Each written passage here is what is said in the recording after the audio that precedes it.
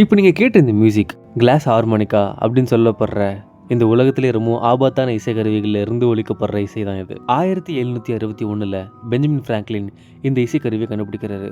எதை அடிப்படையாக வச்சு இந்த இசைக்கருவியை கண்டுபிடிக்கிறாங்க அப்படின்னா, ஒயின் கிளாஸில் ஈர கையோட மேலே ரப் பண்ணும்போது அதுலேருந்து ஒரு ஒலி வரும். இதை அடிப்படையாக வச்சு தான் கிளாஸ் ஹார்மோனிக்காவை கண்டுபிடிக்கிறாங்க. இந்த இசைக்கருவியை வாசிக்கும்போது கேட்குற பல பேர் இறந்துருக்காங்க, குழந்தைங்களும் உட்பட. அது மட்டும் இல்லாமல் வாசித்தவங்களுக்கு நரம்பு தளர்ச்சி, தசை முறிவு போன்ற பல நோய்கள் ஏற்பட்டிருக்கு. இந்த இசையை கேட்குறவங்களுக்கு மயக்கம், சோகம், சுயநினைவு இல்லாமல் போகும். அதனால் இது சபிக்கப்பட்ட இசைக்கருவி அப்படின்னு சொல்லிட்டு ஜெர்மனி போன்ற பல நாடுகளில் இதை தடை செஞ்சுருக்காங்க. இந்திய மதிப்பில் இந்த இசைக்கருவி கிட்டத்தட்ட 7 லட்ச ரூபாய் கிட்ட வருது. விலையுயர்ந்த சபிக்கப்பட்ட இசைக்கருவியை உங்களுக்கு வாசிக்க ஆசை இருக்கா?